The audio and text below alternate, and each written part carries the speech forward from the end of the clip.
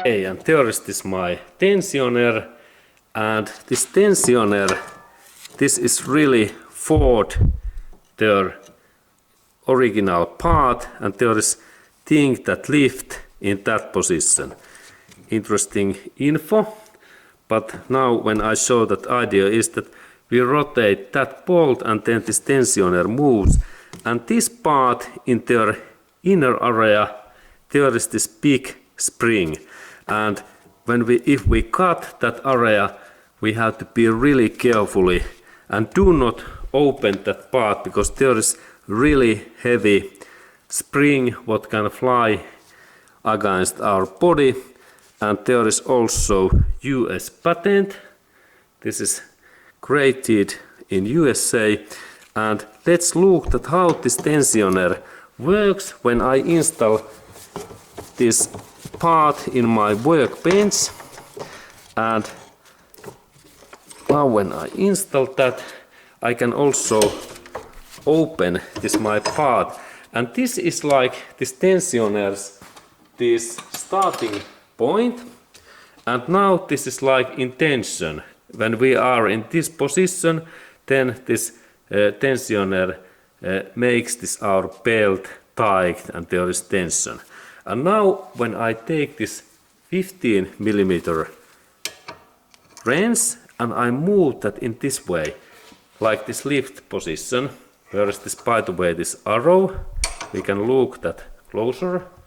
See this arrow, it means that lift in here, and there is even small cut in there, marking that these lines goes in together, and in this position, that position, we can now, when I little bit move wider, in this position we can like open this belt. This is like installation point, and then when I have installed belt in here, I only release that, and in that way this is all. Only important thing is that this bolt, this must be in 40 Newton meters force, and if I remove that in that way, I have to use torch wrench, because there is thing that there is inner area, there are bearings, and that's if we install this bolt too loosen, like in that way, then this part moves in this way, or then if we over tight this nut too hard, this is like outer plate, then these small bearings, there's really bearings inside in here, they can damage. There are roll bearings inside, look, nice engineering, and there is this shaft, and this part goes in here, and this wheel, it must rotate in that way nicely.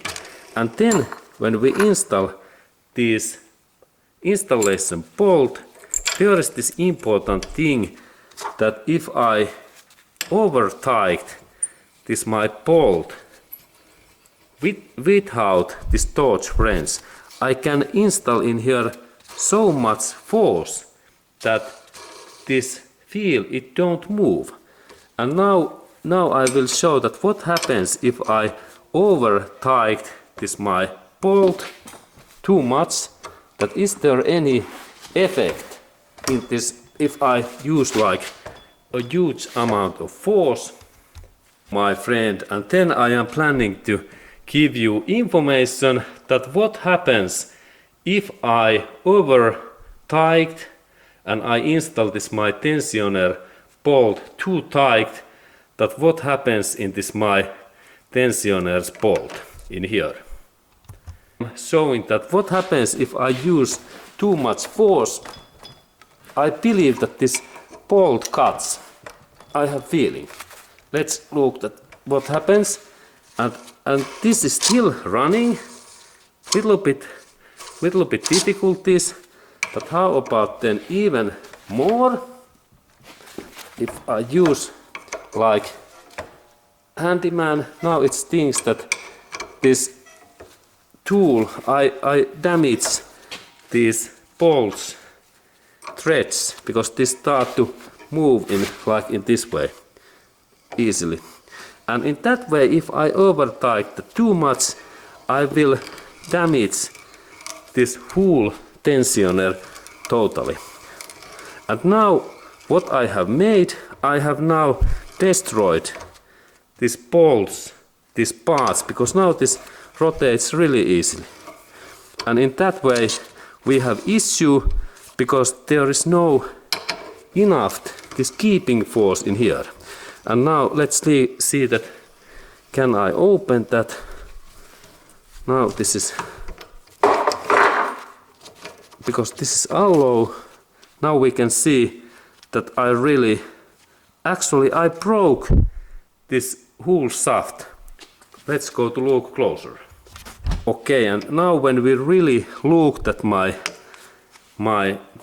tensioners feel, there is really this inner part, there is this shaft inside, and I really cut this part in here. And this is really bad thing. If I do in that kind of thing, then we can be guaranteed that this part broken in somehow when we are driving in highway. Because this part is so elastic that when we drive like 4,000 rev, this suddenly flies this whole part away. And then our drive belt cuts, and then our engine also shut down soon because our water pump stops to run, and also alternator. And it is good to always use this torch friends when I tie this Ford or any another car's tensioners. Thank you, and thumb up if you have learned something new, and see you in next movie. And you do not damage your car parts in that way, because we have to then purchase new one. And then I like to remove this damaged shaft, and I install that back in here. I compress that shaft, and then I rotate this my bolt away.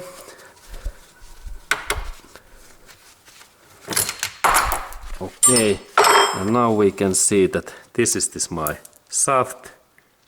It is like cut parts, and this is aluminium weak material, and that's this my shaft is now damaged.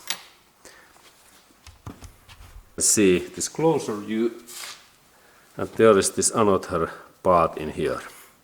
Okay, and this is good lesson to learn.